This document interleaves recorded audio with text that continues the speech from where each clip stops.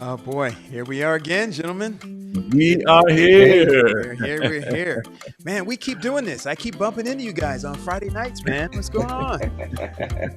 Hey, That's right. when you're friends, when you're friends and you kind of hang out all week, or you don't hang out all week, and then all of a sudden every weekend here is the spot. There's the spot. There's the spot. That's all right. It's good to see you guys, man. That's right. Listen, it's good to be here on the Pastors Roundtable. And I was going to say at a new time, but it's really not at a new time. It's just that the time sprung forward. So, Oh, that's right. it sprung forward, man. So, but we're here. We're here live on the Pastors Roundtable, where, Roger, how do you say it? Where we make ministry relevant, resource, and Relevant, real, right? resource, and real. Yes, definitely. Good stuff. Good stuff. Hey, listen, man. We've got a great conversation tonight, but we've been tracking all month long with the. Oh, by the way, wait a minute. Let's see who's here. Who's joined us tonight? I don't see anybody talking in the chat. Where y'all at? Listen, it's time. Look. It's time to share, y'all. It's Hey. time to share, man. Get out your phones. Get out your iPad, on your computer. Share this feed. We got to share this feed. We got a topic on tonight. Come on, somebody. Where are we? Yeah. I was about to say How many people hello. Son, Yeah, that's yeah. what's good. Well, we have about 19 people on. So. Okay. You said it, Dr. Henry. It is earlier than we normally hear according to our body time. Yeah, body clocks, man. So Oh. did anybody miss a board meeting last week because of time change? No. You're good. All right. Didn't use. I that don't have board meetings anymore. Oh, that's Ah. right, Roger, man, he's just gonna rub it in. Just Right. I'll rub it No, in. Hey, he's missing out. but you don't want what I have, so I might want what you have. Again. yeah. I was gonna say I have fun in my board meetings sometimes. Yeah, we have fun, man. Fun Yeah. talking to the saints. Yeah. All right. good Oh, stuff. listen. We got Rodney Smith is on tonight. Hey, Happy there he Sabbath, is. brethren. I see Oh you. boy. All right, we got to fix this. I don't know how he got all over the screen like that. Boom. All right, there's Rodney. Wait a minute. Come here, Rodney. We're gonna tighten you up. This is for those of you watching on the replay. This is the live experience that you There see. you There we and go. listen, and look, we have a lot of people who watch on the replay. I was Yeah. at a grand opening of a I guess it's an imagination center called Innovos, and Innovis. And when I was there, somebody said, "Listen, look, keep on doing the Pastors Roundtable. I can't watch it on Friday night, but trust me, I watch it on the replay." I said, "Well, praise God." So, yes. All right. Good stuff. Karen Hitchens Black, good evening. Glad to have you. Colleen Hey, joining us Sister tonight. B. Hey, there's Carlene Sinclair from Claremont, Florida. Hey, Carlene, thank you. Can we say thank you, gentlemen? Yes. I don't Yes, know if Dion thank saw that email, You. but yes, Thank you. we have some wonderful people you, who thank you, support thank you. this ministry, and Carlene came through in a very big way. Carlene, thank you so very much appreciated. Stephanie Scott is in the house tonight. Hey, Steffi. There she All is. All right. Okay, listen, let's get to this thing, guys. As people are joining, where are we at now? Yeah. All right, we still got some sharing to do. I see 29 are with us live right now. Are we going to Come on, get out are the we going to phone. do anything with the time, you guys? Are we going to keep this time? Have we talked about that? Listen, Yeah, we gotta keep it. We're going to keep it? Okay. we gotta keep it. Yeah, I guess we're gonna keep it in March. I know that. 2 more weeks. All right. Season 9 is coming up, you guys. Season 8 is coming to a speedy close here. That's right. What you see on the screen, March is going to end season 8. We started this That's month right. with event planning last Mhm. week. If you missed it, you need to go back and check it out on the constituency meetings. Constituency. Yes. I think there was a resounding, we keep having these, but a resounding, we need a part 2. on this Yes. one. We'll keep on hitting that constituency meeting thing. Tonight, we'll skip over. We're going to talk about tonight in just a minute, but on next week, we're talking about church financial planning. We may kind of cross over a little bit into that tonight, as you're going to see, but in a broader sense next week in just general church financial planning. And then, we often talk about this, guys. We always try to get our members to give a whole lot of money to the church, et cetera, et cetera. But sometimes we don't help position them to be able to do that. By spending time talking about personal finance, estate planning, all of the things that go along with personal finance. So last Friday night of the month, we're going to be hitting personal finance. So that's what's coming up for the rest of, not just the rest of this month, but also for the rest of season 8. That's right. Yes. Yeah. So real quick, last week, guys, very quickly, boom, boom, boom. What if people need to go see last week's episode, what are they looking for? I have to say that I came away from last week's episode with a sense of understanding a little bit more why things happen the way they happen at constituency meetings. I thought, we can definitely, what's the word I want to say, orchestrate, but we tend to feel we can orchestrate, but there is a reason why things are done the way they're done. And last week I was able to get that understanding, and I appreciate what was shared based on from what our guests shared. Cool. Mm-hmm. What's fascinating about this, and I think the beauty of Pastors Roundtable is, I came away last week still having no clue why things are done the way they're still done. I don't have an answer. There are still some things I think that need to be changed, and I think what I learned last week was that they can be changed, or that there are some things that are done differently, that they're not done the same way for every organization within the denomination.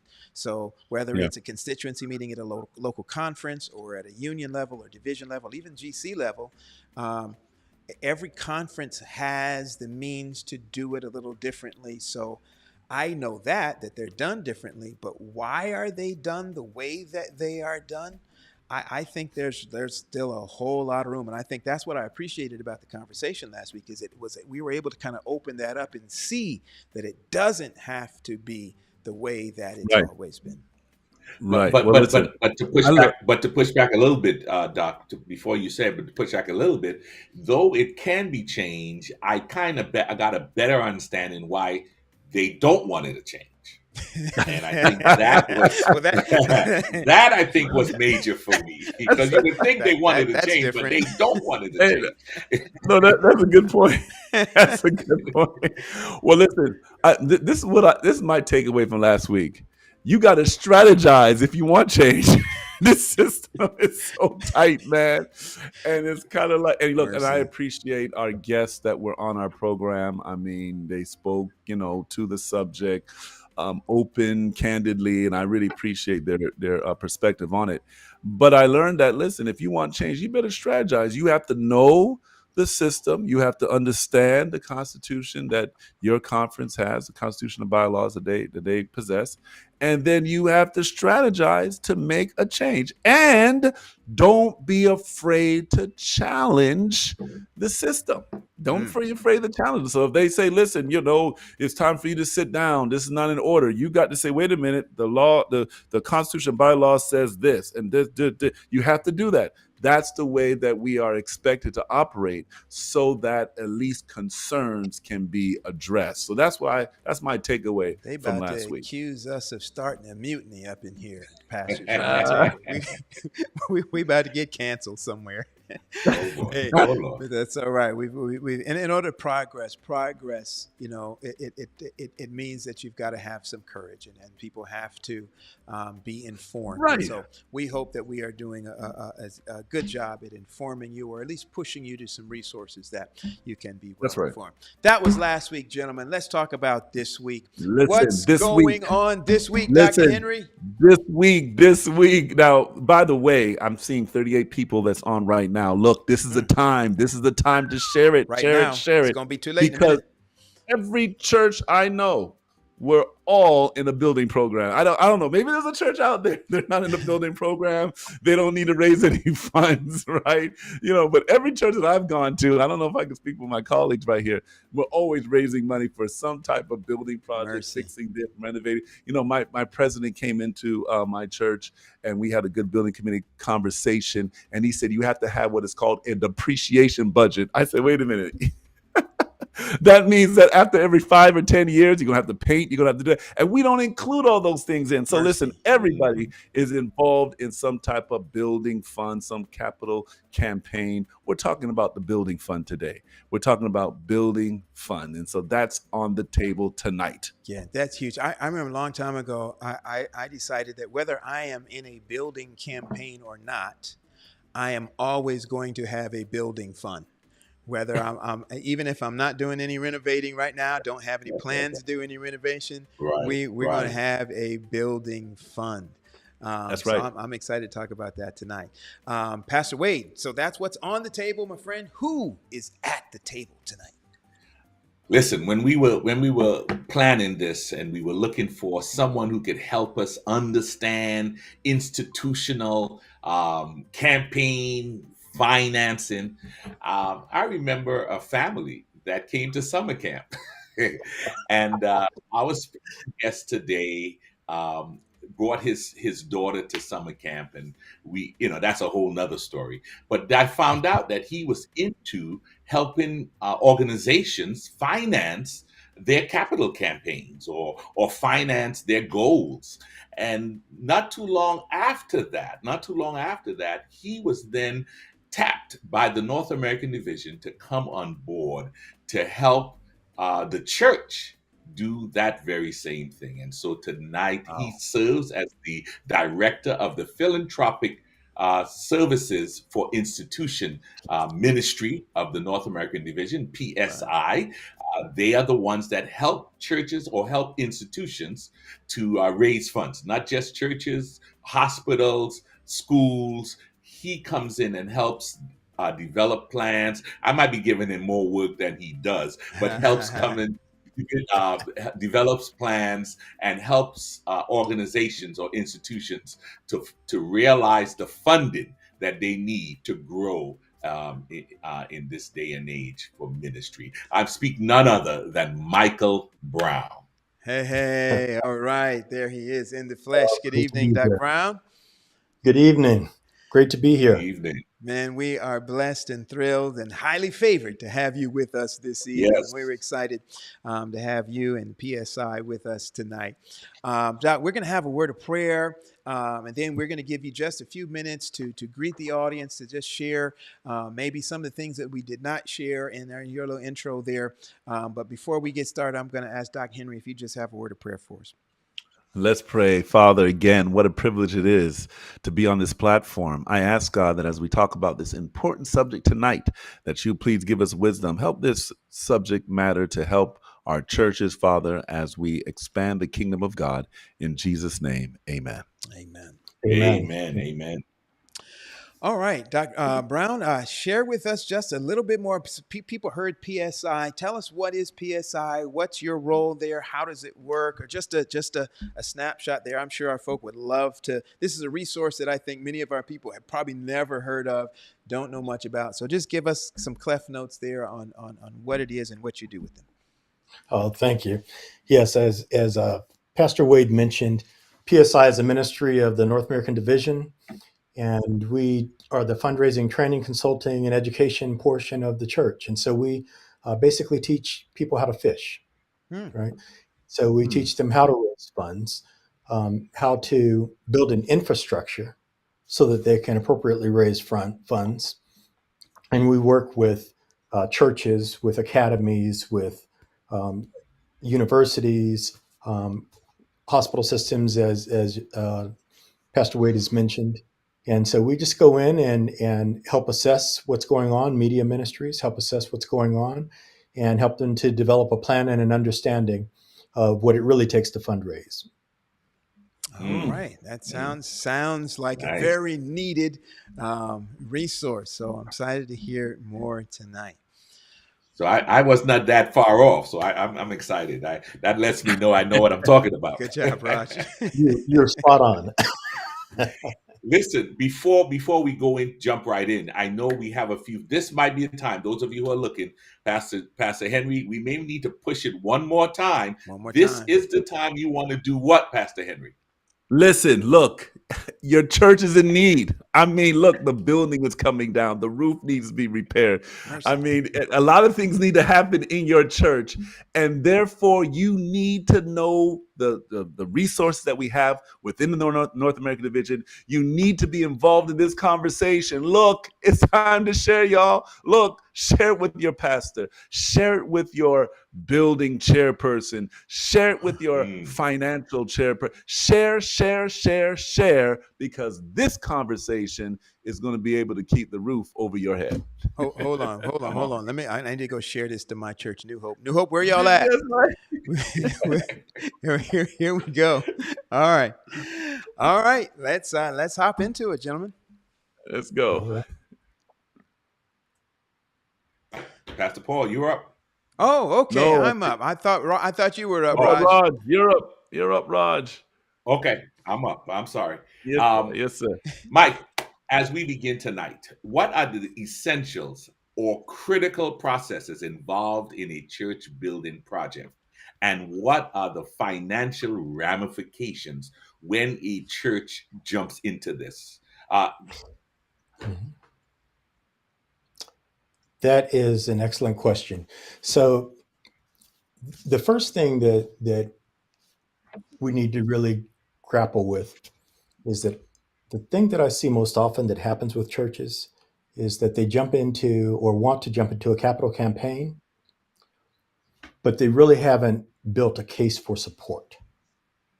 So when I talk about a case for support, I'm talking about being able to tell your story.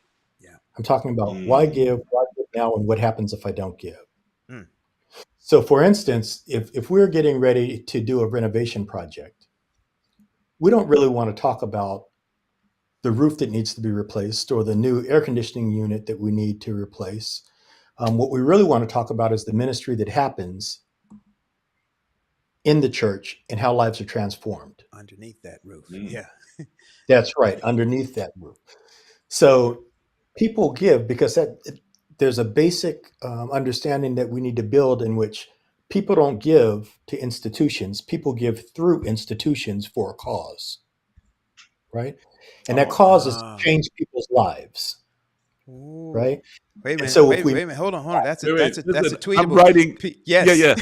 Listen, I'm writing down. I know I can do the replay.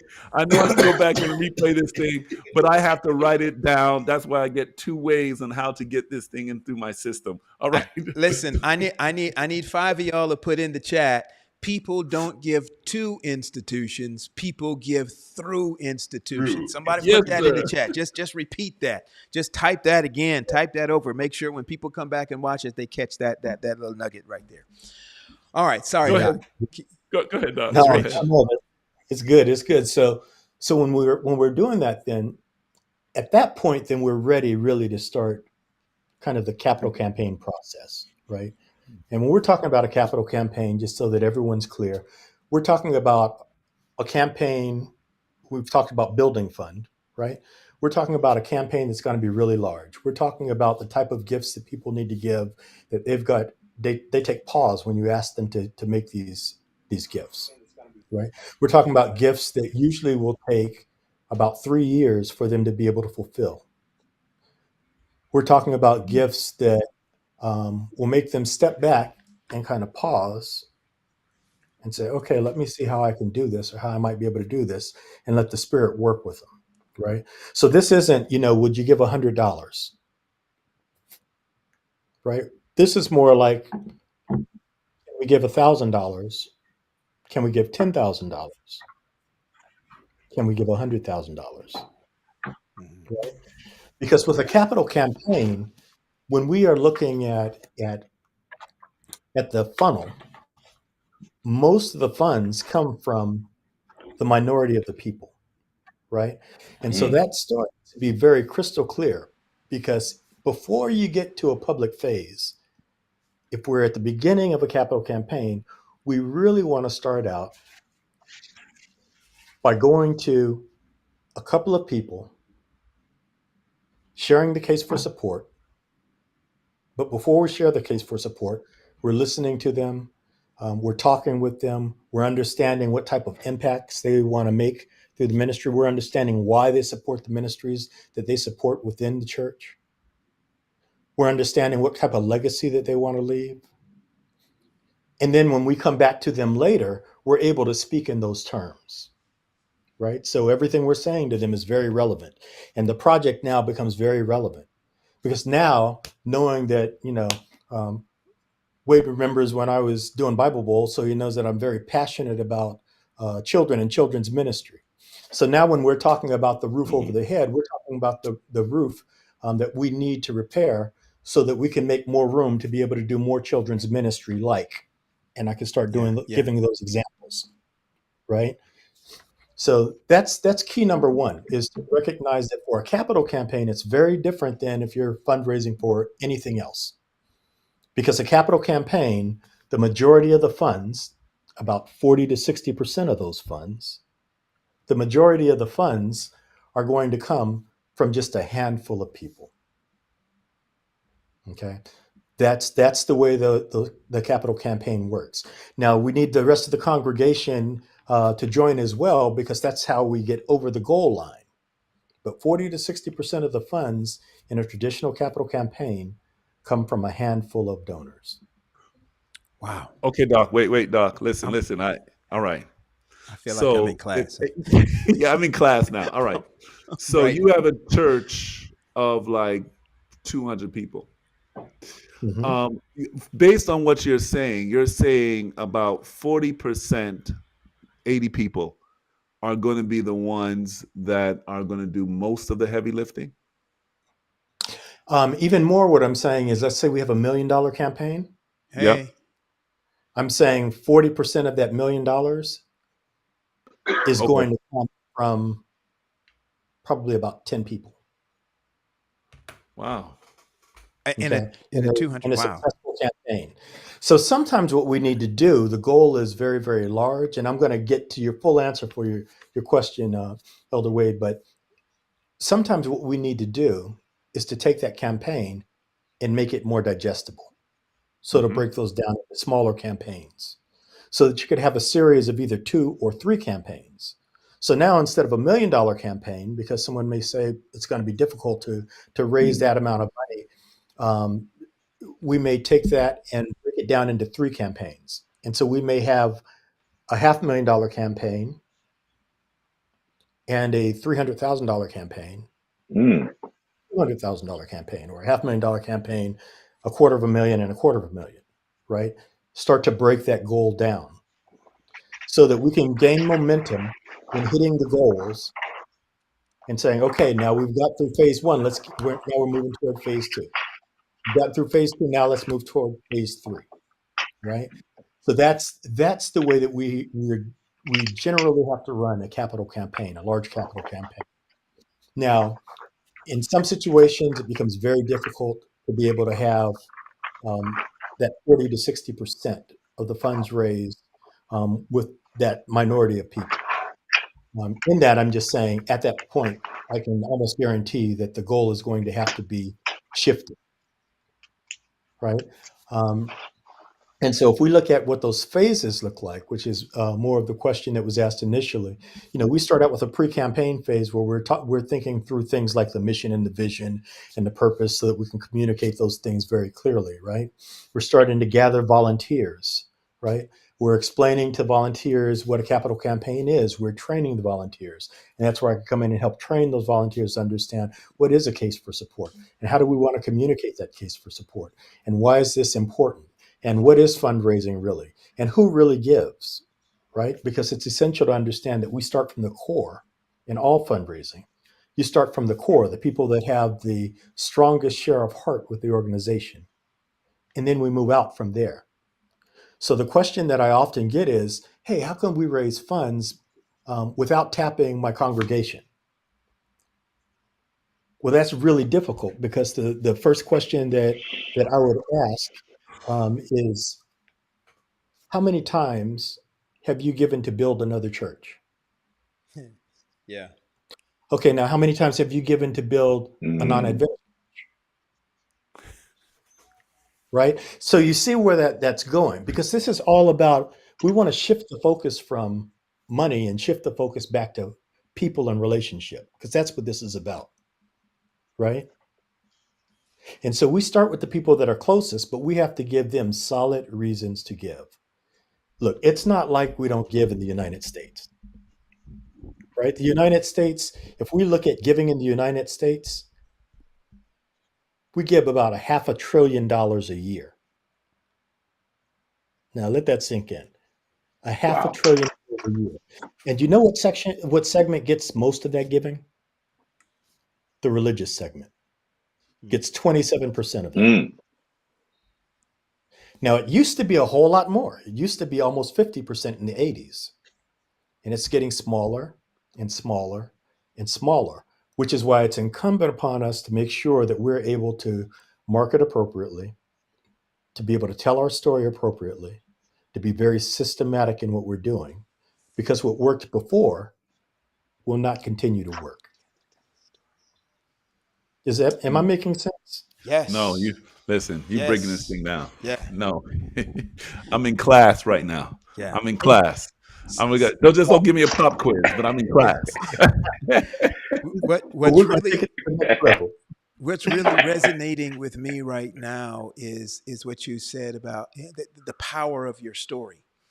Um, Yes. and I think a lot of times when we want to raise Mm. money, the roof is leaking and we can't see beyond the roof leaking. We got to get that thing fixed. So help, that's where we get Right. ourselves into a kind of emergency situation, and we're not thinking story. We're just thinking help, help. Right. That's the. And so, but being able to tell the story, man, that's huge, and it just makes a whole lot of sense. So I like to kind of piggyback off of what you said, and you kind of ventured there a little bit, and it's just so interesting. My church is in the midst of $1 million campaign right now, Okay. and we have divided it up into several different categories. So we said, number one, we're going to have part of our fundraising team is going to be our pledge team. So they are the people who are managing all of the pledges from the members. This is what we're doing. Hmm. Um, Good. then we have a team that is specifically over our public offerings. So when on Sabbath mornings we lift an offering, they craft that experience of what that's like, whether it's a church service or any other public event. That's their role. Then we got a Perfect. social media team. Um, Mhm. Part of it's this renovation. I was doing a renovation on my office, and I started shooting on my phone, just me painting the ceiling, some of the guys doing the floor and whatever. Mhm. And I said, look, and just in a little, what do you call those things, a short or a reel or something like that, and I said, look, I need $12,000 more. Within an hour I had over $100 something who had come in just from the social media piece. We've Yes. got our school. We have a school, and so we gave of the $1 million. By the way, so the pledge team, they have an amount. This is what you're trying to raise. We of Mhm. the $1 million. The public offerings, this is your amount. The social media, this is your goal. School, we have a K-8 school here. Give them a goal, because a lot of the stuff is for their classrooms, for their windows, et cetera, et cetera.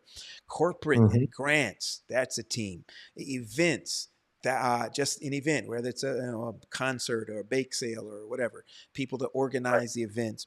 And then in-kind services is the last group of the seven. So maybe Mhm. somebody can't give us money, but they can provide a service. Um, but with all of that, um, the largest portion is going to come from a few people within the building. And we started down that lane. How do I Yeah. get that crew to now capture funds to do this, to help us outside of the building? So, outside of the building, is there a market there? Should we bother with it or not? If we should bother with it, what are some of the sources outside of the building that can be Yeah. legitimately solicited for funds? Yeah, that's an excellent question. And I'm glad to hear that you started from the inside, and you're working from inside out and recognize that the majority is really going to come from the congregation without a doubt. When we start moving outside, we need to be thinking about how we serve the community. And so this expands from maybe just the building fund to how do we fund ministry, period. How do we Mm. fund our food pantry, right? How do we fund the health ministries that we're doing? How do we fund um, a mobile ministry? How do we partner with other churches? The Manuel Brinklow Church here in the DC area does a wonderful job of uh, of running health fairs. So wonderful that the county actually asked them, gave them space to be able to run the health fair, right? Um, those are the sorts of outreach efforts, community service based efforts um, that external funding is more beneficial for, Okay. right? It's not as much for the church structure itself or the capital campaign, because generally that's going to be considered for evangelism, right? Mm. And government funds, then federal government funds aren't available if it's evangelism. Local government funds aren't available for evangelism. State government funds aren't available for evangelism. Foundation funds, by and large, are not going to be available for evangelism. In fact, if I go in and I did this, I went into um, Grant Search and put in Grant Station and put in uh, building fund, basically, right? Capital campaign. So let's see how many foundations pop up. About 11 out of the entire nation. Wow. And most of those, when you start going through and looking at what they're funding, either it was something that was set up to fund a denomination's buildings, or they're funding the community service that we talked about, as opposed to coming up with a list of thousands for the nation, right? So that's not bad news, though, because if you think about you drive around any inner city, you consistently see many churches, right? So the churches are still being built. Mm. People are giving, and no, you don't have to have, um, really, really rich folk for philanthropy to happen in the churches. Because when we look at a percentage basis, um, rich people actually give a smaller percentage of their money than people that are not rich. Sure. So philanthropy is driven by the everyday person that's sitting on the pews. Wow. When I mentioned that half a Mm. trillion dollars, 84% of that really is being driven by individuals, Mhm. right? Wow. And half of the people in that sector are in households that make $100,000 or less. Mm. Th- Mike, this is kind of Ooh.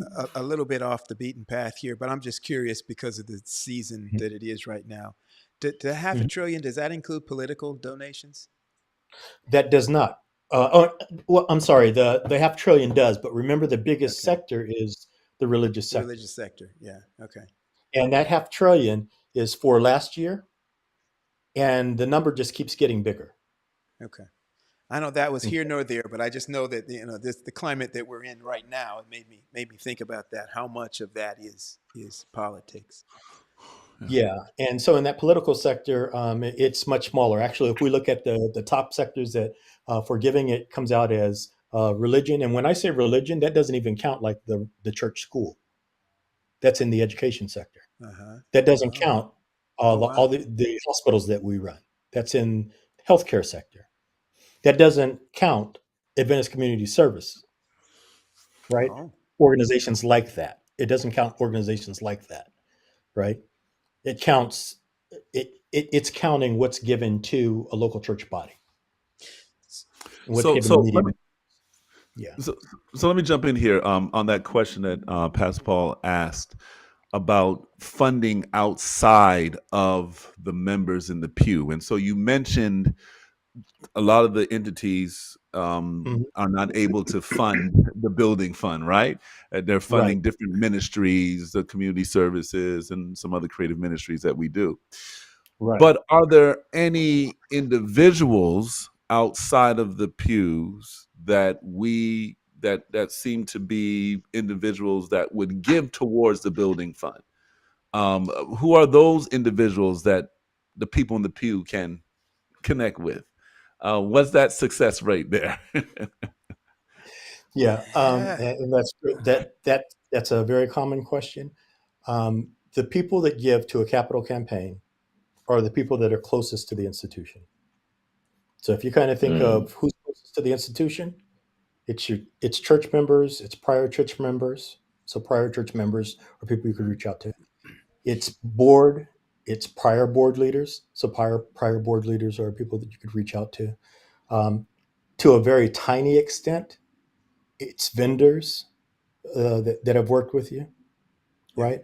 But by and large, it's inside. But don't forget that if you're able to tell your story well, even though Sister Sally may not have a whole lot of disposable income, you don't know who Sister Sally knows, Yeah. Yeah. right? Mm. Or who And she you don't works know. for, or her, yeah. That's right. And they can be one person removed, they can be 2 degrees removed, they could be 3 degrees removed. And so, if you have a wonderful story to be able to tell about how you've come into this area and you are doing this ministry where you're mentoring these kids in this area, right? And you're able to help turn around drug usage in the area, and you're telling that story and talking about all the ministry that's going on, then that gives a tentacle into the community, right? So, Mike, are you contextualizing when you say capital campaign or capital giving? It sounds like you're contextualizing that within the framework of that evangelistic space. Absolutely, I am. Okay, because Absolutely, I am. I think when I hear capital campaign, I'm thinking facilities building, and I wasn't necessarily limiting it to just that worship space or that Sabbath space. However, I'm curious about this, and it makes me wonder. Then, oh my goodness, I'm gonna get in trouble with this one. So why? It sounds like what you're saying is outside the people in the building, nobody cares about our building. Like Come on nobody now. cares enough to help us build it. So why do we keep doing it? Why do we keep building this kind of space as opposed to, and stay with me.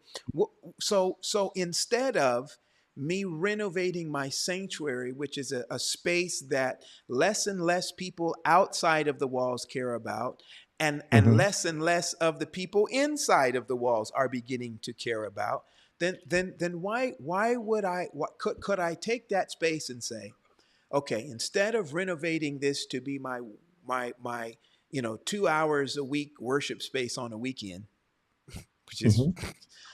why can't this be my performing arts center for the kids in my community, and I'll worship there for that hour, 2 hours on the weekend? Does that not open up more willingness or interest in what's happening in that type of space? Absolutely, it does. I mean, you've just hit the nail on the head. When you said nobody cares about the building, as harsh as that may sound, that's basically true. What they care about is what's happening inside the building. What they care about is the Mhm. ministry that Mhm. affect people and transform lives as they go through that building. The building is a vehicle, Uh-huh. right? Yeah. So absolutely, if you can convert that space into having ministry 7 days a week happening in there, and Yeah. that's not necessarily then a service 7 days a week, ministry 7 days a week.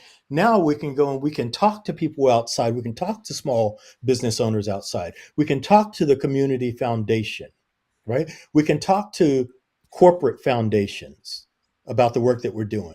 Hey, you know what? I live in Dallas. This is a metroplex of like 6.5 million people, and our churches we have.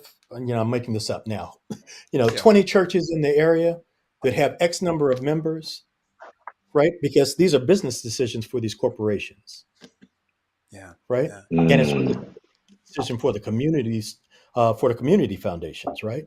And so I have to be able to build a business case that says it makes sense for you not just to give, but to invest in this ministry. Because when you invest in this ministry, you're investing in community service in this local area. You're investing in your community. You're being a good corporate citizen by supporting this effort where we are. You just talked about personal finance, where we're going through and we're teaching people personal finance, for 6 or 8 weeks or for 3 months, and we bring them through this series X, Y, and Z. Now I can go to the bank. That's why I was able actually to go to the Fed Reserve and say, "Hey, I heard on NPR that you all had some curriculum you've been working on, and I'm doing a ministry down at Lone Star Park in Lone Star Cap in Texas. Can you send me some of those resources that you're using?" And they said, "Yeah, when is it?" And I said, "Well, it's going to be at the end of the week. I can come pick it up in Dallas." And they said, "We'll FedEx it to you." They drop Wow. shipped it to my house the next day, Wow. Wow. right? Because they know that Yeah. it makes sense, right? Because they're in banking, they don't want bad credit or bad creditors. They want people to understand how to run their finances so that they have more disposable income to be able to support these other community efforts, right? So the same sort of things, I can start thinking then about different businesses that are out there, local businesses, because local businesses want to give back locally so that they could show that they are, locally invested, that they are invested in the community. So if I'm going to try and raise money from Walmart, I'm not sending a request to Bentonville. I need to know the manager of the Walmart that's right here in the neighborhood, because that's who's going to direct funds into my local church so that I can have additional building supplies to be able to do X, Y, and Z, so that now we can offer, summer programs to youth. Yeah. Yeah. Yeah. Right. So that's how we can go Wow. outside Wow. the Wow. pews. We have to have relationships outside of the pews to go outside of the pews. We Good. got to build those relationships, and we build them every day so that when we need to use those relationships, those seeds have already been planted and have taken root, and now we can harvest, right? Yeah. I love it. I love So it. Mike, Okay. you are sharing with us. You're sharing with us tonight Yeah. that it's not necessarily numbers that make a capital campaign work. It is the story and the relationships that we are able to craft in order to help us move our agenda forward. Is that correct? Absolutely. It's that story that you're able to tell, that case for support, that story you're able to tell on why should we give, why give now, and what happens if we don't give, right? Yeah. What Mm. We've happens if got you to be don't? able to That's fill those three things in. And as we communicate that, then people get excited. And then you can help them think through different options like, "Oh, well, wait a minute. Um, this is a major gift. This is a very large gift. I might not be able to do all of this in cash." And you're able to say, "You know what? We can think through other things like um, stock options that you may have that you can donate." Mm.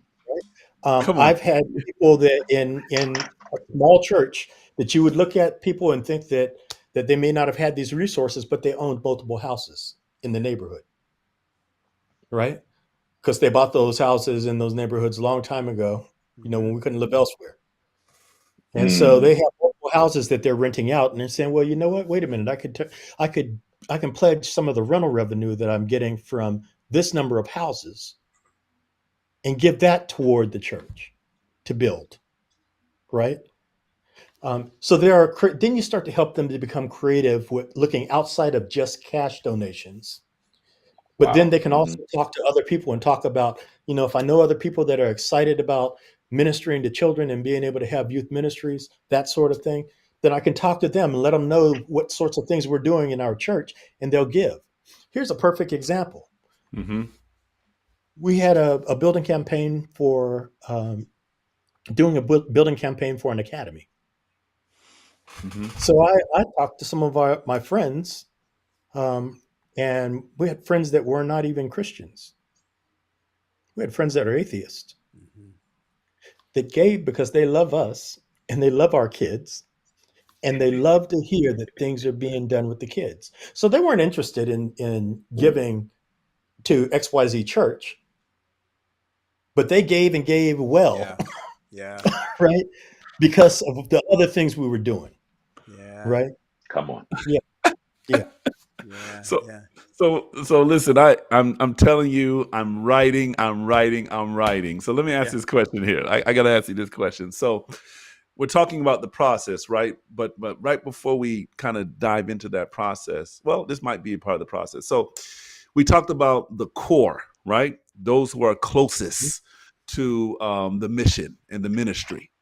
And so Yes. you look at your church and you see that out of you got about 100 people attending, right? But you Mhm. got about 20 people who are like Giving. really close to the core. Like they are the ones that are, at every meeting, and they're the ones that are saying, let's build. So you got about 20 people.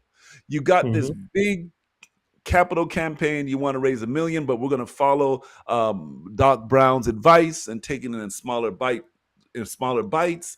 And so the first one is 200,000. That's the small bite that you want to take off first. What does that look like for those 20 people? Are you just saying, hey, we're just going to go and give the 20 people the commitment and just kind of go out to the other 50 and so forth? How does that look? How do you go into it? So what that looks like is, and this is touchy in some congregations, um, you have to have a good sense for the giving capacity of the people in the congregation. Mm. Because the number one thing that we look at in fundraising, the number one set of variables is linkage, interest, and ability. LIA, linkage, interest, and ability. So linkage is all about relationship, right? How am I linked to the church or that program? How am I linked to what we're fundraising for? Mm-hmm. What's my level of interest in what we're fundraising for? And then what's my ability to give? So I have to have a sense for what someone's ability is to give, right? And so as we're thinking about what that sense for being able to give is, and we start to think through some of those numbers and we pray through some of those numbers, we need to do this because we need to be able to give people an idea of a range that we would like them to consider. Okay. So Okay. you would never go out and say, Elder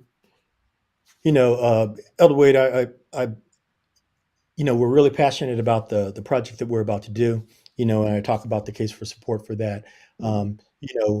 Would you give as the Lord leads you? Because that doesn't help anyone to understand what type of Mm. gift Come on. will be helpful, right?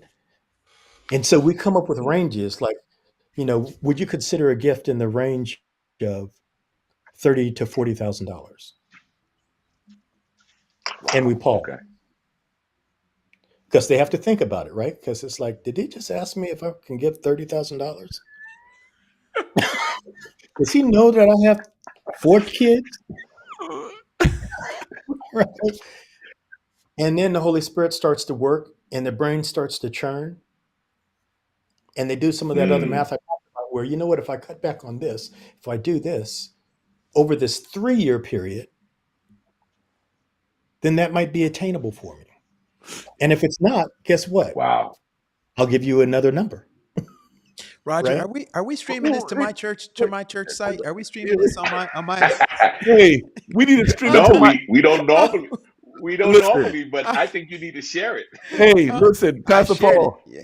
Hey, Pastor Paul, you're on it, man. I need to stream it to my church I know. site too.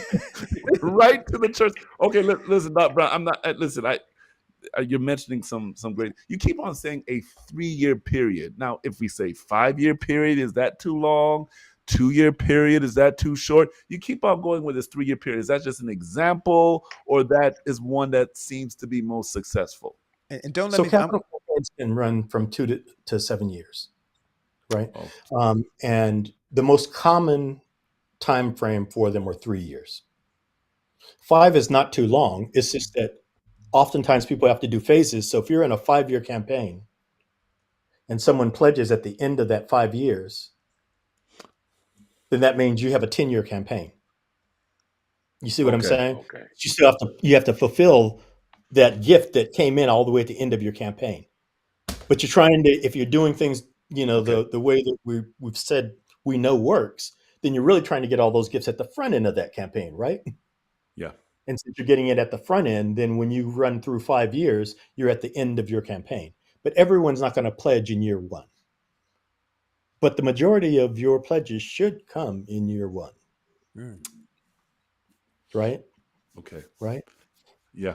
Yeah. Wow. Yeah. So that's why I keep saying 3 years, because that's a timetable that is most frequently used, and it enables you to do phases without having to go for decades trying to run through some phases, right?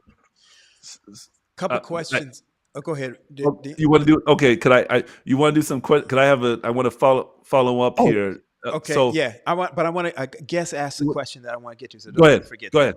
Go Go ahead. ahead. If this is a follow up, because this is going to change the course. So follow up, and Oh, then okay. I'll come All back. right. Got you. All right. So now the person that should be managing all of these funds coming in, that's number one. Oh, that's a new And then question. number two, then number two, if you're doing this phased approach, but you got to get started with it. You know what I mean? So you start saying, hey, this year we're going to start, it's a 3-year commitment, whatever. You want to get started. How should those funds be used? Do you use it as soon as it comes in? Do you take this loan out? Is this loan idea? You take the loan out and then start trying to pay off the loan? Or is that just another campaign to pay off the loan? I know I said a whole lot right there. Hopefully you can. Yeah. That's all right. He's going to have to play So back the when tape. we're dealing with the loan, Yes. that is not that's not part of your capital campaign, right? That's a loan. But what I try to remind people of is that, you know what, oftentimes it gets difficult to do a capital campaign, and so somebody says, well, we ought to just get a loan and take a loan for this, and we'll be done with that. And I always remind them that you still have to pay that loan off. So you still have to increase the amount of giving happening in the church. And oftentimes that then becomes a real challenge, right? Because it doesn't happen. So there's no way of getting around the planning that has to be done. The loan doesn't really get around that. It just defers it. And then the people that were running the campaign usually exit the picture. And then the congregation is left trying to pay off a loan for 30 years. Mm. Right. So are you saying? No, I was going to say, are you saying there are some churches that would say, "Hey, we'll take a loan out and then we'll campaign to pay back that loan, or we'll budget it in. So this is how much we have to raise." But when we go that route, we're not really having a capital campaign. We're just paying off a loan. If you have the capital campaign and you're paying off the loan, that's fine. What I'm saying is, either way, you have to go through the work of paying off the loan. What I'm really pressing the button on is this: what's causing us to take the loan instead of doing the campaign if we were going to do the campaign anyway? It's usually what I've usually seen is that, well, it looks like we're not going to make this number for the campaign. Let's take a loan instead. And then we'll go on ahead and we'll have a campaign. We'll pay off the loan. But that was only because they didn't see that they were able to run the campaign successfully. Well, so there's another reason, and that would be that the roof is falling in. We don't have time we don't have that 3 years to raise that money, so we got to do it now. So let's go ahead and get the loan. Because I made that the opposite argument. The opposite argument being, well, either way, we have to raise the money. We have to raise it if we straight capital campaign, or we have to raise it if we're paying back the loan for it. It's just we're going to be paying back a whole lot more than if we do the loan. Yeah, and for what you're talking about, I totally agree with you. The example that I was using is an example of people needing a loan to build a new church. Got it. Yeah. Right. That's really what I meant. So sorry if I wasn't very clear on that. Yeah. Good stuff. So that's fine. Mm-hmm. Who should be in charge? That was the last one. I know Pastor Paul had a follow-up. Who should be in And charge? in terms of who should be in charge of the funds, it will definitely be the treasurer, right? But okay, so the treasurer is of course, they're the custodian of those funds. Should a church, or is it ideal for the church to have someone else that would be giving updates on where we are in this fundraising program? Okay. One that is committed to encourage people to give outside of the pastor, or should the pastor be that person? Yeah, absolutely. The pastor absolutely should not be that person. Capital campaigns are campaigns that are run by volunteers. Okay. And that's important for a couple of different reasons. You get buy-in from a lot of different people when you have a set of people, a committee running. So there should absolutely be a capital campaign committee, which is really what Pastor Paul was talking about earlier, right? He talked about how he pulled basically a campaign committee together, and they had different focuses. Some on major gifts inside, some on corporate gifts, some on foundations. And so there would be a chair of the capital campaign committee, and most often a co-chair, because it's a lot of work to run a capital campaign. And those are the people that are giving updates on an ongoing basis about the campaign. Those are the people that are running the campaign, right? And so the treasurer is working in the background, making sure to do all of the financial pieces. But in terms of the fundraising, that is absolutely on the campaign committee that Pastor Paul pulled together, right? And so they're going to go out and they're going to be trained on how to make asks. They're going to be trained on how to tell their story, how to make a case for support, right? It's absolutely volunteer led.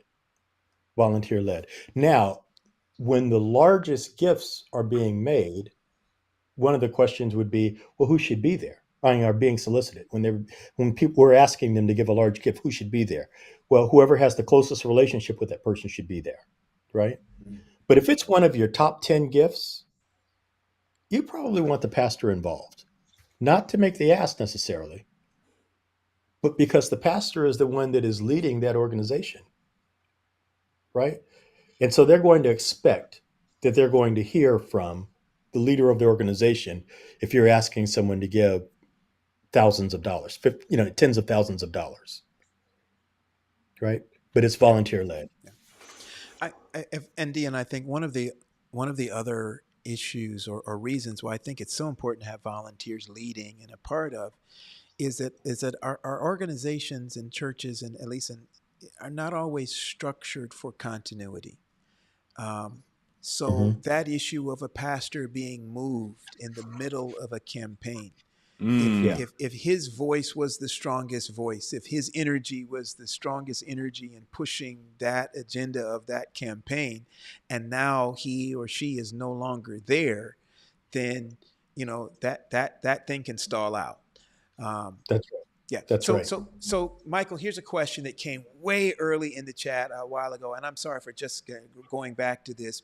This was from Baldwin English. I got two questions coming from our audience. One from Baldwin English, who says, let me put it on the screen for us.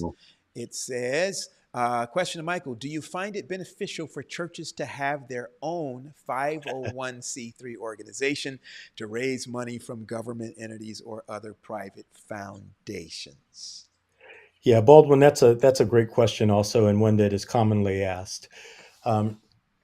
Here's the thing that is not necessarily clear to most folk. The 501c3 designation for the organization actually is with the General Conference of Seventh-day Adventists.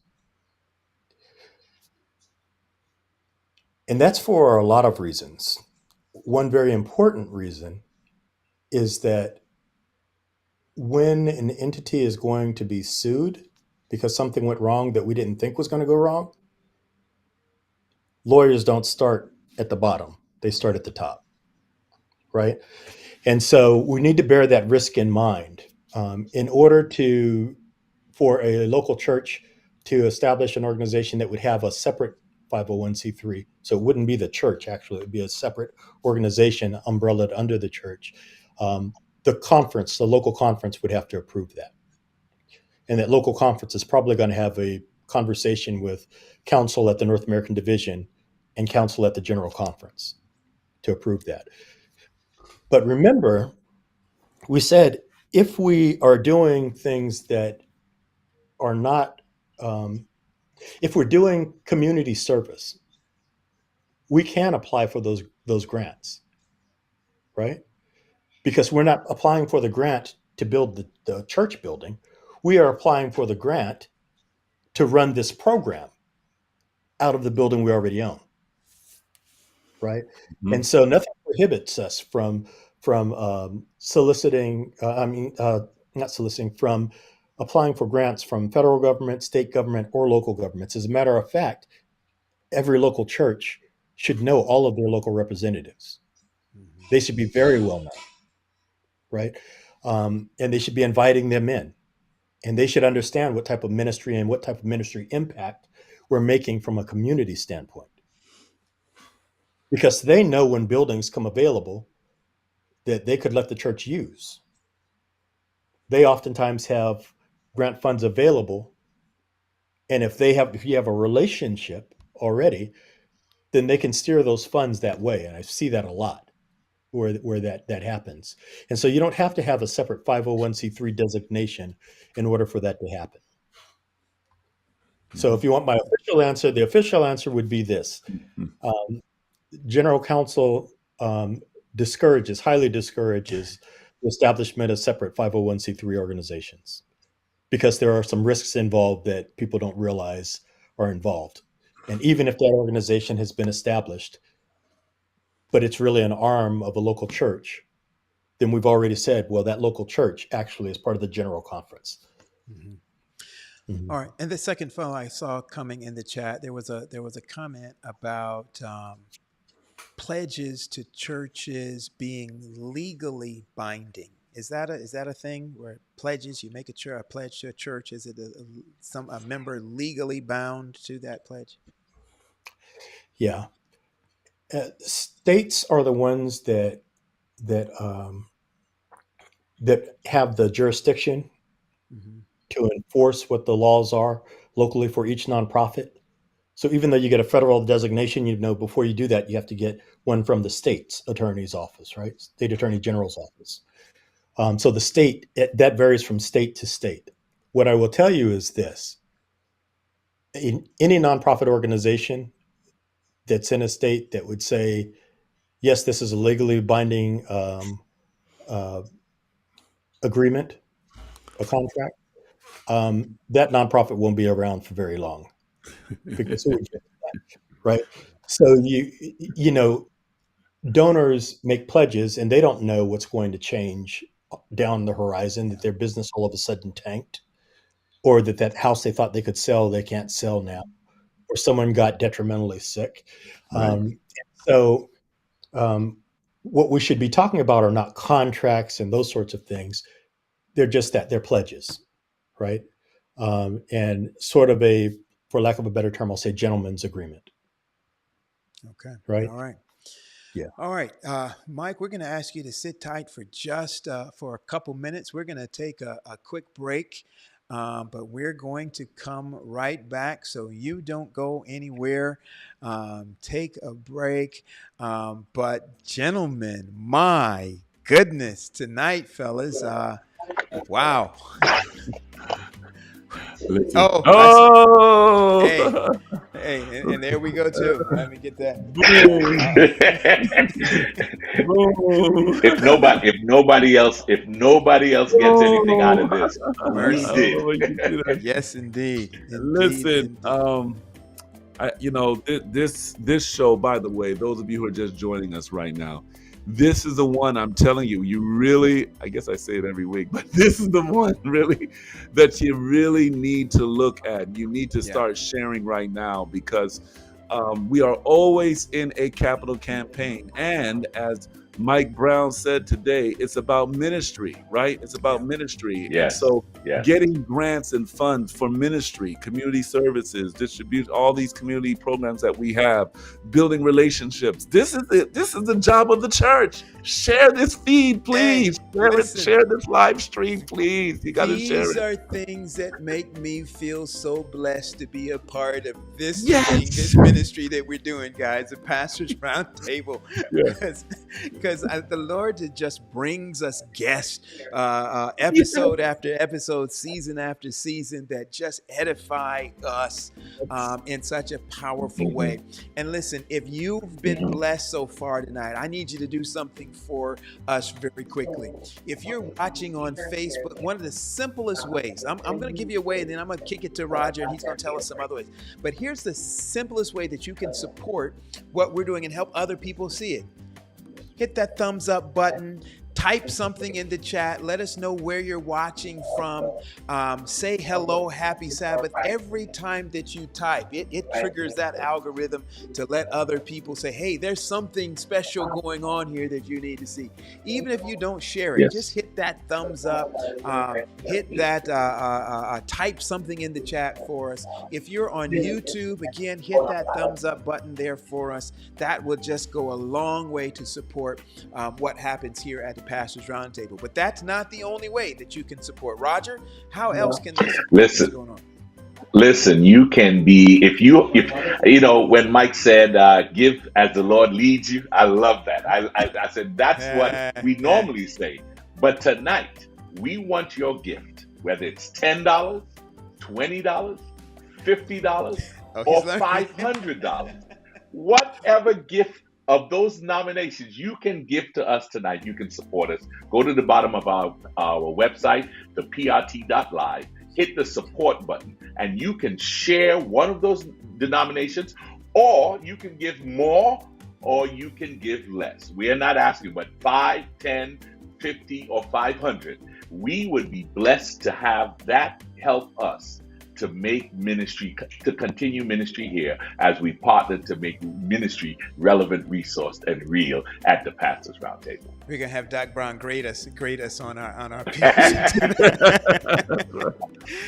Let's just recognize some folk in the chat again. We need to say. But listen, we need to say the reason why you are given what you give tell the story will help us to bring ministries or information or resources like what you're getting tonight here on the Pastors Roundtable at the PRT.live. Come on now. And I want to tell you what happens if you don't give. Don't give. Come on.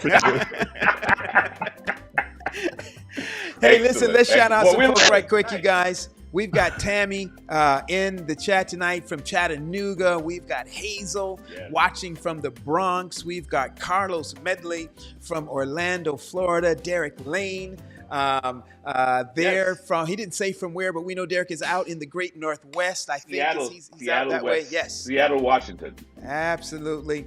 Washington. There it is. He said there. And I need to say that Hazel Wade is my aunt who's watching, and so I want to say hello to my aunt. And obviously, you know, my mom is watching, Ashaki Patrick. So family, we have the inner circle being a part of Pastors Roundtable. And I know they are going to give to Pastors Roundtable in some way, shape, or form. 5, 10, 15, or 500. I'm going to keep practicing that. All right. Hey, Dr. Henry, we've got about 15, 17 minutes left. We've got some good questions left on the table. Is it too late for somebody to share this stream tonight?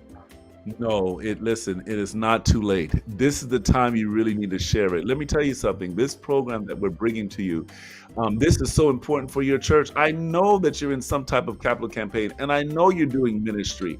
And I'm telling you right now, this is the time that you want to share this live stream, because it's going to revolutionize your church. I want to say it one more time. It's going to revolutionize your church. Mercy. Share the live stream. Please share it.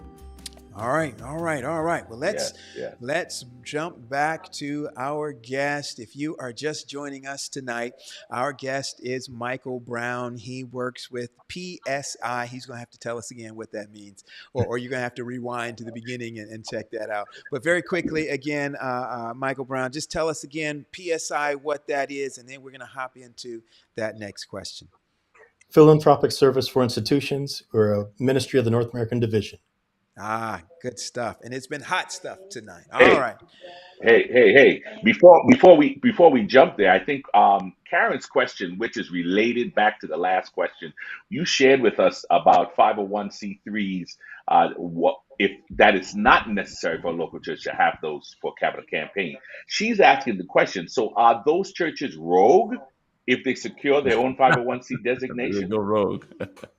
So again, the conference is the one that has to be able to give approval for a 501c3 designation to be had. But understand that if XYZ Seventh Day Adventist Church doesn't have its own 501c3 designation, they may have an umbrella organization underneath it that they call, let's say, the Community Development Foundation, but it's a separate organization.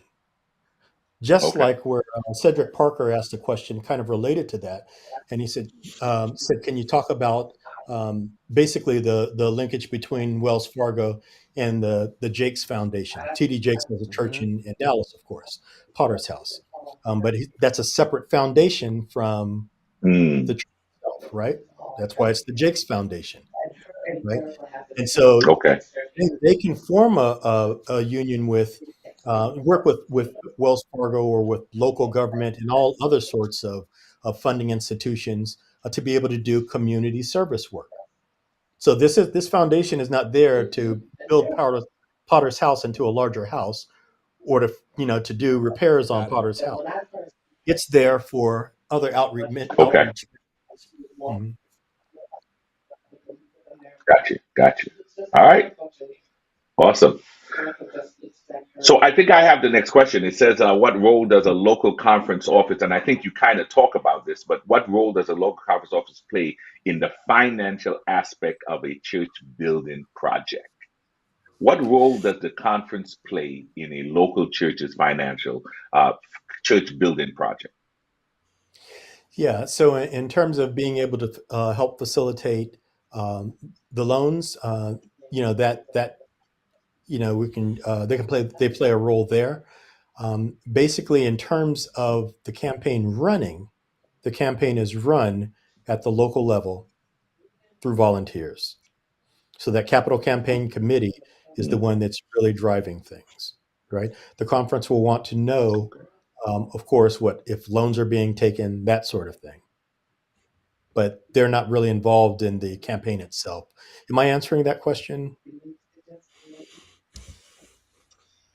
Yeah, because the other part of that question is we all know that within the Seventh Adventist Church, our Yep. our property is owned at the conference level.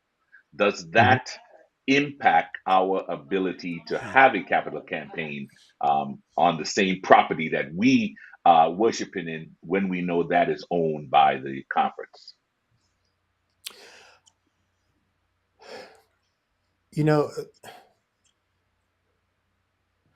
so all of the capital campaigns that are run, that is that is exactly what's happening anyway, right? We're doing a campaign Mm. on land that uh, is owned. If the land is owned by the conference, it doesn't stop us from doing a capital campaign. So I feel like I'm missing what the crux of that question is. The conference isn't going to come in and say, Well, "Don't." I know. Mhm. No, I was going to say, there are those who sit in the pew that have some angst that the local church just can't do what it wants to do with the property. There's still a need to go to the conference to get permission if we want to take a loan, if we want to connect to the revolving fund. But here, basically, what I heard you just say was the capital campaign is actually dealt with at the local church level, and it's not necessarily needing conference approval to do a capital campaign. Am I hearing you correct? You're hearing me absolutely correctly. But Absolutely. Yeah, Because those loans are So different. okay. I think to kind of push that a little bit more is the idea that a lot of members feel, I don't know if it's a lot of members, but there are some members who will say, like, we put all this money into the church, yeah, but it's in the conference's name, and we can't do what we want. It's there. Technically, the deed is in the conference's name. Then yeah, what skin do they have in the game?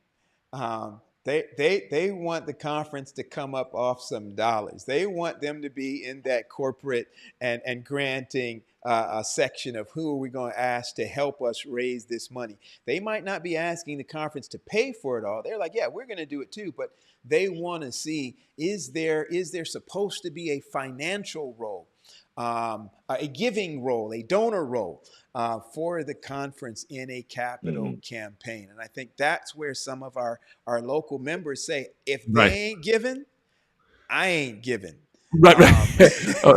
Well, I was just gonna add to that, Pastor Paul. Even with this building project, right? So if the church has a project, what's the role of the conference? And there are some conferences that have what is called the owner's rep. So they have a contractor that will look over your information and make sure it's right. And so the question is, okay, well, how do we sell that to our members? Like, we want to build something, but yet we have to go through the regulation by the conference on how we do it and what we do, and how do we go through all that? How do we navigate through all of that? How does a member say, well, listen, this is the system that we are part of, and I understand it, let's go it. Or there's some members that say, listen, like Pastor Paul said, look, if they're not putting any money into this thing, why do I even have to go to them? Or if they're not, why do I even have to give? Because it's not our property. How do we answer those questions to the members in the pew? Okay. Yeah, so that's a good question. And I think this goes back to the structure that I mentioned initially. And when you said part of the system, you hit the nail on the head. The way the Adventist Church is structured is that local churches do not have their own nonprofit designation, right? Mm-hmm. They ride under the umbrella The of the conference, under the umbrella of the division, under the umbrella of the General Conference of Seventh-day Adventists, who actually has the nonprofit designation. And so we're a system like that. And there are benefits to that, because when you're a smaller church, not having enough funds really to be able to be self-sustaining, not having enough funds to really be able to pay for a pastor, those sorts of things, there's some benefits in that, right? In being able to help each other to grow, right? By the distribution of tithe and how that happens. So my answer to that is, look at this in two different phases. And what I deal with is the fundraising piece, right? And that is totally separate from the building committee piece, which is really what you're addressing right there, Dr. Henry, right? And so if a member is saying, look, if the conference isn't giving, then we're not giving. Bear in mind that all the funds that come into the church come in they're collected through the local church level. Right? So if we're looking for the conference to give for a capital campaign, we're not really fully appreciating how capital campaigns work, whether it's a church or not, right? Because we've already said the people that give to a capital campaign are the people that are in the inner circle of the service or of the organization, right? It doesn't matter whether it's a university, a hospital, or Feeding America, who was one of my clients when I was agency side. I was senior vice president at a couple of different fundraising agencies, right? It doesn't matter. All of these agencies run the same way, right? And it all comes back down to the same fundraising process, which is we start from the inside and grow out. When I hear things like, well, if the conference isn't giving, then we're not going to give, it immediately tells me there's a challenge first with the case for support, because clearly the case isn't compelling enough to whoever is saying that, right, for them to want to give, right? I mean, I'm giving because I'm invested in this project. I'm giving because I'm invested in this ministry. I'm giving because I'm part of this ministry. I'm giving because I believe in the impact that we're making, right? And if people are not going to give because the conference isn't kind of giving, I'm not sure you're really going to be able to convince that person to give. That just might not be the right prospect for the campaign, right? But I think it does help people understand how the church is structured. Because I can tell you, I didn't understand fully before I became a denominational worker and moved here. I didn't understand how that really worked. Yeah. Wow. Just if I could add to that, I think that for many of our conferences that I am aware of, and a lot of our members may not know this, and I know for my conference specifically, they do position themselves to be able to give towards an approved capital campaign. And you've got to submit all of your stuff and all of that, but there is a portion that I think most conferences will give towards. I think in my conference it's something like somewhere between 5 and 10%, somewhere in there. Don't call my president and say Pastor Paul said, but it's they do do something. And that's been a part of the tradition in my conference anyway, and I suspect that other conferences do something towards churches' capital campaigns. I if you're just renovating a kitchen, maybe not, but in terms of a purchase or a build, generally, I think there are funds available to local conferences. I mean, to local churches from conferences. Mm-hmm. All right. Raj, I don't know if No, I'm good with my question there. Okay. I'm trying to see if there was any other questions in the chat, Yeah, I wanted to hit but I'm Stephanie's not question seeing. there. Okay. Should there be a paid fundraiser at the conference level? We got one at the division level. We have a whole department at the union level. What about at the conference level? Should there be a paid fundraiser? Would that be helpful? So I am not a fundraiser for the division, just so that we're clear. So I don't raise funds for the division. I give fundraising counsel to the conferences, to the unions, to every entity that needs counsel. I'll provide counsel to them. And we have had, PSI actually used to run a grant program called the Career Opportunities Program. And through that, we actually did have, I had interns that were at some conferences. And so we helped to make that happen. And so at the conference level, it is great to have people there that can give counsel. Just bear in mind that fundraising is relationship based. And so the fundraising really happens at the very local level. So even if you hire an agency, they're really not going to go out and ask for you. And they're not bringing in a bunch of donors that you can then just count on them giving money to the church. That's not really what's happening. What they're doing is coaching, guiding, training. Okay. So it needs to happen at the local level, but I do agree that it's beneficial to have in a conference level to have some sort of fundraising support, I'll say. Okay. And they do fundraising projects for the local conference. They act as local resources for the schools, local resources for the churches. So absolutely. Wow. So Mike, in light of what you just said, Mike, wouldn't it be a conflict if there's a local fundraiser or a person at the conference who is developing funds for the conference, but still, if they try to develop for the local church, isn't it kind of like, hey, I'm kind of tapping into the same people in a Oh, it sense, absolutely seeing is. that the And conference is subset of the churches? yeah, and that is one of the issues that we actually would have, is that from an ethics standpoint for the Association of Fundraising Professionals, um, what I know about one organization, I can't take even when I leave that organization and go to another organization and use it. Hmm. And so that would become the issue, right? But it's If the I'm same if I am the organization. conference fundraiser at a local church, you're expecting me to actually run the capital campaign for your local church and for the local church that's uh, 5 miles away.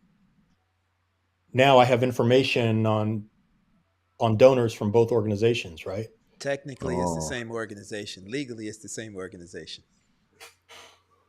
Legally, it's Structurally, the same organization. yeah. Legally, it is the same organization, but I think when you talk about churches and we hear my members, we're okay. very clear Mm. about the fact that we're talking about the membership of this organization, right? um, Yeah. versus this entity versus this entity. So from a legal standpoint, you're absolutely right. It's the same organization but from a pragmatic standpoint, they're treated as very different organizations, and the expectation is that they're very different organizations. For instance, we don't share the treasurer from Church A doesn't send records to the treasurer from Church B because they'll say these are our giving records. Hmm. But they're but they're Yeah. 501c3, so they are public records. They're public records, but remember that religious institutions are not bound to the same disclosures that non-religious institutions are. Got Right? it. Got it. Right. Okay. All right. Wow. I see This. some more questions rolling in, but our time has gotten away from us tonight, gentlemen. Wow. Yeah. This thing Listen, has been whoo, we we we need a workshop. We just need a yes. workshop, man. Listen, This we has been need a awesome. 3-day workshop with my man, Mr. Yeah. Michael Brown. You poured into us Wow. so much. I mean, what you've done tonight, I just personally, man, you poured into my ministry. I wish I met you some years ago. I wish you worked for this organization some years ago so I could meet you some years ago. That would have really helped me. I'm as I glad I went met you through right ministry. now because we're going to talk after this is done. Yes, we are. Yes, we are. Sounds good. Listen, Sounds listen, good. listen, listen, listen. Mike, before you leave tonight, is there any final word that you want to share based on our conversation, that you want us to, just take home tonight? Because what you shared was profound. I'm gonna go back and run this again, but what you shared is profound. You see the chat, you heard the conversation. What final words would you want us to kind of want to resonate in our minds as we sign off tonight? Yeah, what I want to resonate, and first let me thank you all for the opportunity to be able to share with you. I really do appreciate that, and I also want to take time to give a shout out to somebody that I saw in the chat, Derek Lane, who does a lot of work with churches and talking about the grant process. I saw someone ask a question about that. And I know Derek works on the community services side up in Washington right now, but he is a great resource also to talk about that local funding that I've talked about for that sort of outreach. He's a wonderful resource for us. What I want us to remember are a couple of things. I saw some Ellen White quotes kind of in the chat, and I will always remember her talking about the fact that God works from a position of abundance, not of scarcity. Mm. When we have that scarcity mindset that our church can't, I think it limits the church, right? We have the ability, and the cattle on 1,000 hills is the Lord's. He's just working through people to release those things, and that we have the opportunity to be able to teach people and to encourage people to be as giving as their Father. So that's the first thing that I would want to leave. The second thing that I would want to leave Wow. is Wow. we really need to be able to tell our story and tell it compellingly. And it needs to be a true story. Yeah. Not something that we're just trying to manipulate people's emotions or whatever. It needs to be a true story, right? Because people do want to give. $500 billion a year is given. That's not government funds. That's $500 billion a year given. And in the religious sector, it's $145 billion. People do want to give, and they do give, but they give to things that they believe in and that they're passionate about. So we've got to connect with that. The third thing that I would leave with us is relationship, relationship, relationship. You know, Sister White said mingle, right? That's what it's all about. When we get out and we mingle and the community knows that we're invested in them, then we have a relationship with the community, a linkage with the community. And they'll want to be able to support what we're doing because they see us as an asset, not just as hands out and wanting to collect an offering, right? They see the service that we're doing. They see the transformation that's happening, right? And so if we can speak transformation into people's lives and help other people become vehicles for that transformation, then these sorts of issues will start to dissipate. It's really about, can we create a culture of generosity, which is something that I'm working on with stewardship ministries here in Plan Giving and Trust Services at the North American Division to talk about how can we do that, right? How can we create a culture of generosity that goes above and beyond money? You know, it's using all of the T's, right? So those are the things that I would leave with you. Be encouraged. It's not about knowing rich people. I don't really like the term philanthropy because, you know, when I was growing up, nobody talked about philanthropy around my dinner table. You know, but folk were giving, right? They were giving, and they were building churches, feeding the homeless, right? Sending kids to college. So, you know, that's yeah. So that's what I would leave with you. Those are the points I would leave. Awesome. Powerful. Mike, powerful, thank you. powerful Thank stuff. you. Thank you. Thank you. Powerful. Wow. New And listen, Hope, if Karen you're wants to watching, know, this do is you going to be do- required viewing for board meeting on Sunday. Just telling y'all right now. Mike, Karen Black wants to know, do you have workshops on YouTube? That's a great question too. We don't have workshops on YouTube, but we do have, and thank you for asking that, Karen, is the Adventist Learning Community. Adventist Learning Community. If you type that into Google and then you say philanthropy, it will pull up a series of 5 modules, about 40 different courses that we have. I am going to be working on some other things that I will be adding, Karen. So kind of keep an eye out for that, especially for the academy sector, where we'll just really go back through and teach academy fundraising from A to Z. The process is the same no matter Excellent. whether it's an academy or a church. Okay. Wow. Yeah. Thank you, Karen. Thank you. Resource. Thank you. yes. You talk about relevant number one.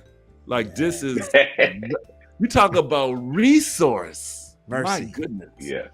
And this is a real conversation. I thank you so much. We talk about a part 2 all the time. We started off this show earlier today. We talked about the last program we had. It has to be a part 2. But let me tell you something, Mr. Mike Brown, Dr. Michael Brown. We need you back. We got to have you back. Like that's just, we got to have you back. Really, we do. So by God's grace, we got to make that happen. This is required for every pastor that's coming into the field. If you desire to work for the Seventh-day Adventist Church as a pastor, as a principal, if you desire to be a president, you need to sit down at the feet of Michael Brown. Well, Yes. This is exciting. Awesome. Good stuff. Listen, Yeah. Mike, thank you so much.